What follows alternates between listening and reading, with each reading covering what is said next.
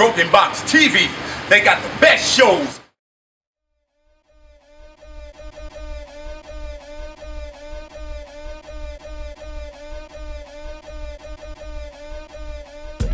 Welcome to another edition of BrokenBox TV. I'm Rich. We're here with Jeff Dekal, renowned South Florida artist, and we're also at the Bank Miami, located at 139 Northeast 1st Street. We want to give them a special thank you and a special shout out for allowing us to use this beautiful venue.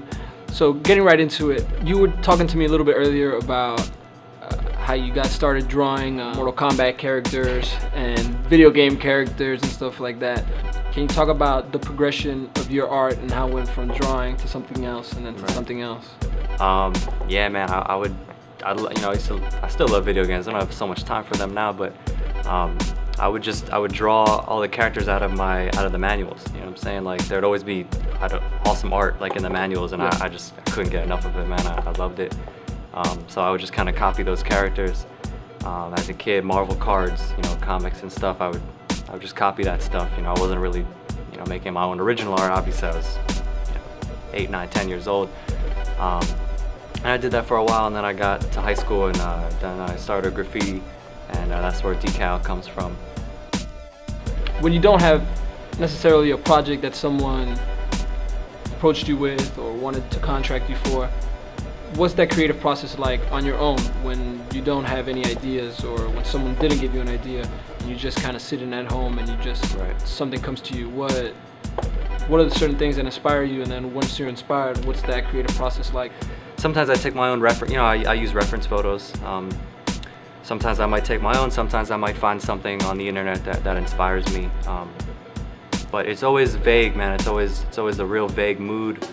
A face, an expression, that starts a chain reaction of ideas, So I might start kind of sketching, and then really, man, the ideas just come as I'm working.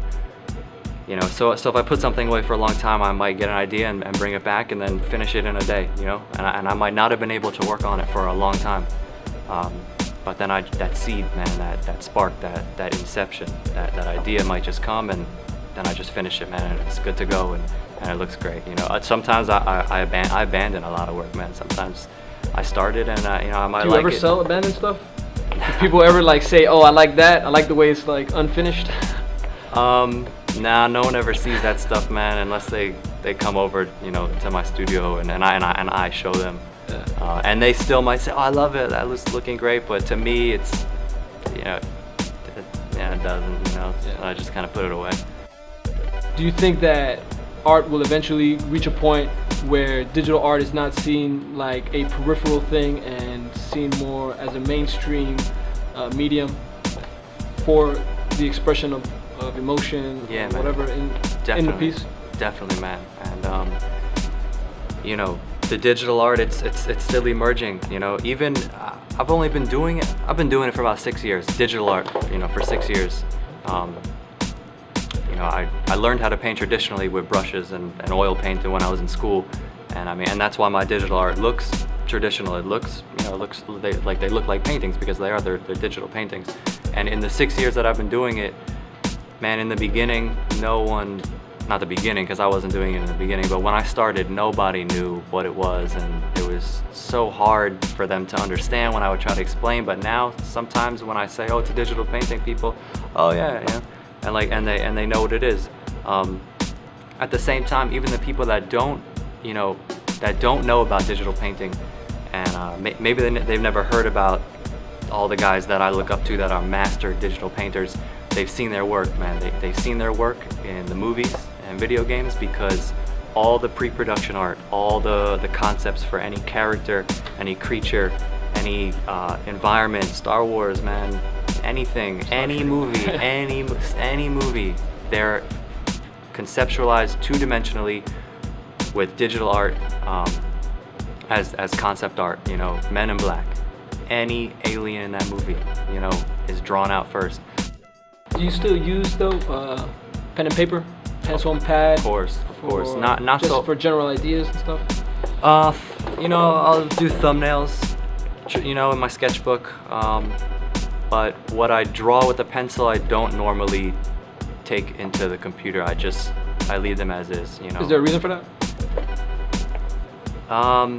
Yeah, man, I love drawing with the pencil, so I leave it like that, you know. Like I leave them as drawings because I love drawing, you know. That's my main, you know, that's the skeleton for my artwork is the drawing.